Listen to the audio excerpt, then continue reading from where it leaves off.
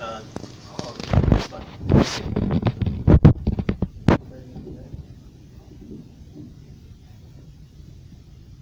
you kind of threw everything you had at them game 2 on, just having that kind of effort and not being able to just quite get it done. Yeah. You can. That's fine. You can lose with effort. You can lose to a better team, and that's what they were. That's what they are. So there was no secret about that. I thought we did our job. We had some moments where we would love to have back, but ultimately, we played with the effort that we needed to. They have more than us. Dwayne, did you speak to Joel after, and then just talk about what you said to him and any advice for him moving forward? No, I mean, yeah. When the series is over, I think when you guys go through it, this is a great first round series, man. It's a battle. Those guys grew up in this series. This is their first playoff. I think they grew up and they learned some things from us, and the way we pushed them. And it's just congratulating them. You want to see nothing but good things for those guys. These are the future of the NBA. And the NBA is in great hands with Ben and Joel and those kind of individuals. So just talking to them about those things. Dwayne, can you just sort of put in perspective what it's been like for you to be back in Miami these last couple of months and sort of the role you played in this series, especially in a couple of the games they had you closing here? Yeah. Coming into this year, not knowing how the year was going to play out at all.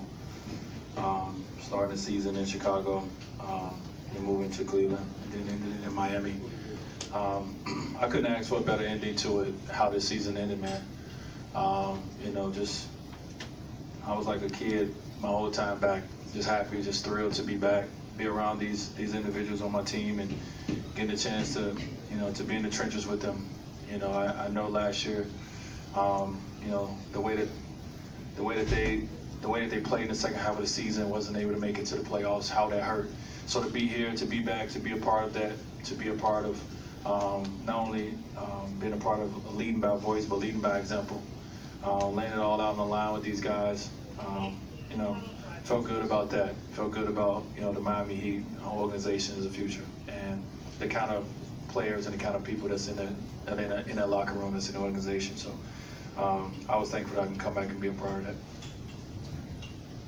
Dwayne, you always hear that teams kind of have to go through certain struggles for the playoffs before they break through. You won a championship in your third year. You won your first playoff series. When you look at this Philadelphia 76ers team, they speak like a group that wants a lot more than what they already have. Do you think it's possible despite their youth? Yeah, it's definitely possible. Sometimes an organization, they get lucky and they get to draft someone special, and these guys got to draft more than one person special. And you're able to build around that, and that's what these guys have the ability to do. I was lucky enough in my first year to go to the second round, and then the next year go to the Eastern Conference Finals, and then the next year win it all. So it definitely can happen, right away. When you have the right group around certain individuals, Ben is an unbelievable talent, and they got the right guys around them. Signing JJ, bringing in Bellinelli, bringing in Vasova, Joel being healthy this year for majority of the season, getting to play with him for a full year. So they did a great job. They built a great team, and when you got great individual players, no matter how old they are, they can do some special things. So these guys believe it. You can see it in their eyes. Not just B's not just talk. He's not just a Twitter rant kind of person. He's a player, and he's very good. So I believe in them guys. I believe that they're going to be special for a while, but also, if they believe that they can do it now, then they can. It's just it's going to be on what they believe. Dwayne, Spo is just in here. He says he doesn't even want to think about this potentially being your last game and get too emotional. Have you given it any thought? And he also said you could play off the bench the rest of your life. Of course, y'all know I give it a thought.